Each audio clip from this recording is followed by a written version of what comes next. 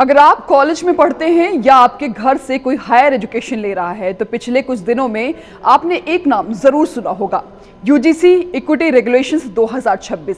Social media से लेकर चाय की टपरी तक हर जगह बस एक ही सवाल है कि यूजीसी के नियम में ऐसा क्या है कि इस पर इतना बवाल मच गया है।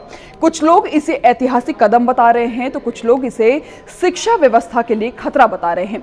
लेकिन सच क्या है, हंगामा क्यों है और इसका असर आम स्टूडेंट्स पर क्या पड़ेगा? आइए आसान भाषा में पूरा मामला समझते हैं। दरअसल यूनिवर्सिटी ग्रांट्स कमीशन यानी यूजीसी ने 15 जनवरी 2026 से पूरे देश में नए इक्विटी रेगुलेशंस लागू कर दिए हैं। इनका सीधा सा मकसद है कॉलेज और यूनिवर्सिटी कैंपस से भेदभाव को खत्म करना, चाहे जाति हो, जेंडर हो या फिर सोशल बैकग्राउंड। यूजीसी चाहता है कि किसी भी स्टूडेंट के साथ गलत बर्ताव ना हो। ये नए नियम साल 2012 के पुराने नियम की जगह लेंगे, जिन्हें यूजीसी अब आउटडेटेड मानता है। यानी नियम अब ज्यादा सख्त, ज्यादा साफ और ज्यादा जवाबदेह होंगे।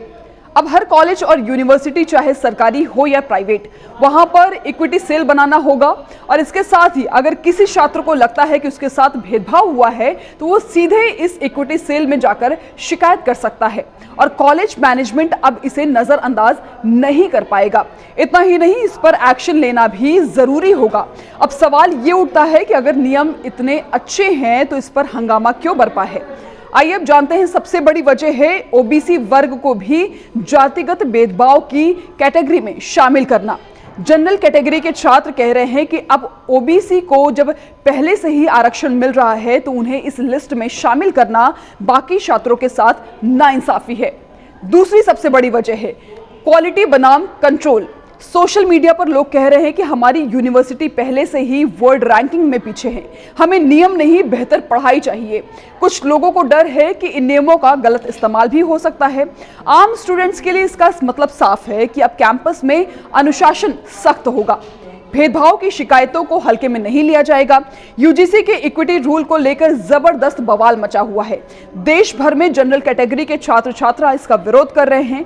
अब यूजीसी के नए नियम को चुनौती देते हुए जनहित याचिका भी सुप्रीम कोर्ट में दायर की जा चुकी है। तो ऐसे में ये इक्विटी नियम जो है वो कुछ लोगों के लिए सुरक्षा कवच है तो कुछ लोगों के लिए नई बहस की शुरुआत भी। अब देखना ये होगा कि ये नियम कैंपस को कैसे बेहतर बनाते हैं या टकराव की ओर बढ़ाते हैं। कैमरा पर्सन मिनहास के साथ मैं दीक्षा पांडे, जनतंत्र टीवी।